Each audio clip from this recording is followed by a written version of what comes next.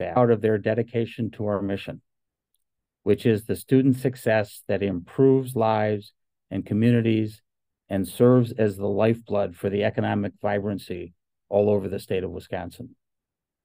So for today, I'm announcing that we are closing the UW-Platteville Richland campus and ending in-person instruction at UW-Milwaukee at Washington County and at UW-Oshkosh at Fond du Lac County.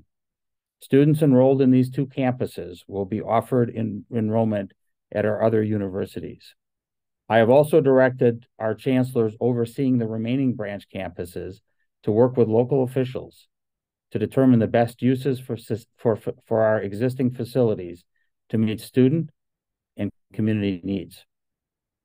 These actions are the result of my earlier directive that chancellors assess the viability of their two-year branch campuses consistent with the directive in our strategic plan. The purpose of these actions is to realign our two-year branch campuses to current market realities and prepare for the future.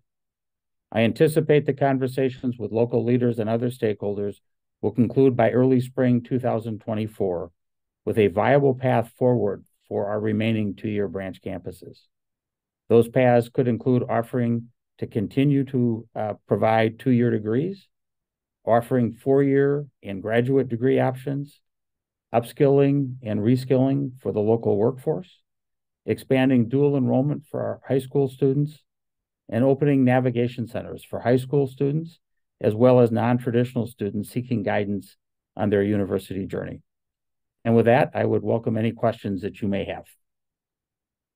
Hey, President Rothman, Bruce Harrison with Channel 4. How many students are we talking about that are losing the in-person opportunity at the current campuses closing?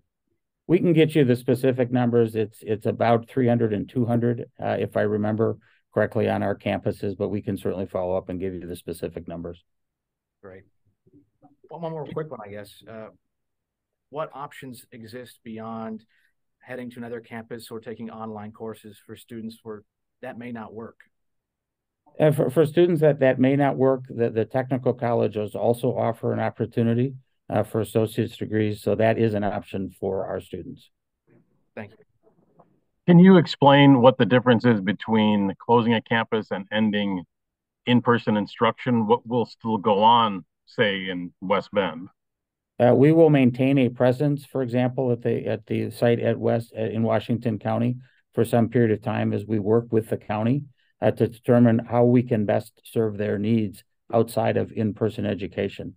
But I could certainly see us, for example, establishing at perhaps another location a navigation center, which would be a recruitment and guidance center for prospective students seeking access to the universities.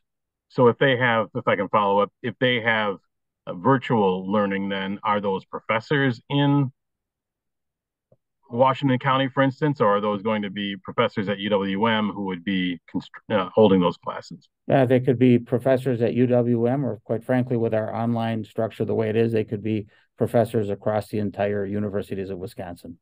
So you wouldn't anticipate having staff per se in Washington County then, or Fond du Lac? We will maintain a small presence there for a period of time as we continue to work with the counties to determine what is the best step forward relative to that, but it will not be in-person instruction.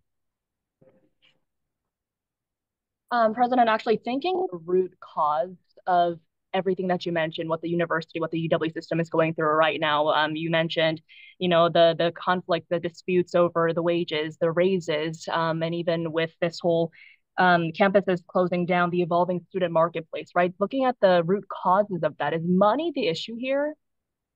I think that in some sense, the market is speaking as it relates to the two-year branch campuses. If you look at their 10-year enrollment numbers, they have continued to decline, even in the face of, for example, this year when our enrollment across the universities of Wisconsin went up for the first time since 2014.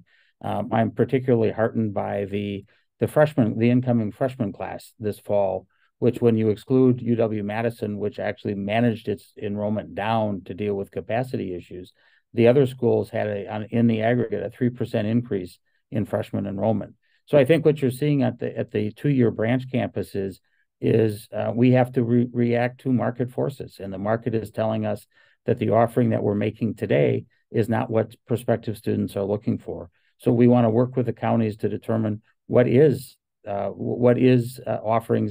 offerings we could provide that address those market needs.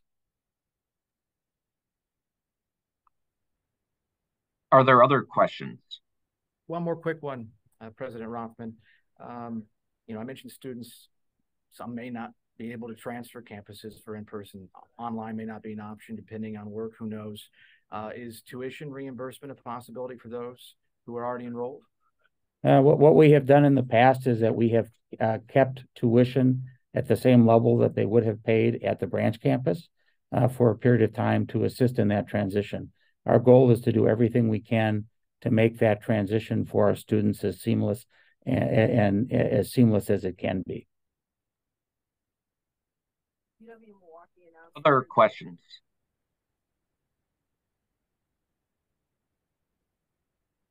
Can you hear me?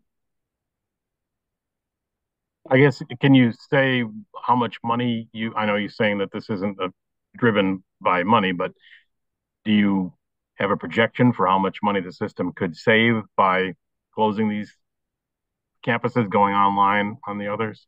Yeah, as we said in the release, this is really driven ultimately by student experience. And we want our students to have a full university experience. And as campuses get smaller, it becomes harder to do that. And I think, again, it goes back to the market position. We have to be consumer oriented. And if our prospective students are telling us they want it offered in a different way, and I think I'm heartened by the growth in our freshman class at our four-year institutions. That's telling us what the market is driving us to. Right, but can you say what you're expected to save by doing this? Yeah, I think it's really what our actions are being driven by enhancing the student experience. Other questions? If not, President Rothman, we know that the legislature took action on pay plan today. Would you mind also just addressing the pay plan issue for us? I certainly would be happy to. Our students expect and deserve a world-class education that our faculty and staff work hard every single day to deliver. I am proud of the work our faculty and staff do to help make a better Wisconsin. And it is unprecedented to withhold pay for tens of thousands of families throughout the state as was done today. Well, we are beyond disappointed in the actions. We are not going to give up being advocates for the work that our faculty and staff do, because it is simply not right to leave those families behind. I'm heartened by Senator Markline's comments during the hearing today that he does not think that our staff in particular should be penalized by policy decisions. And there were other legislators saying basically the same thing. So we move on from here, but we will continue to advocate for that pay plan that is currently being withheld from our employees. All right. Thanks, President Rothman. Thanks to everyone who joined us this morning. Have a good day. Thanks very much.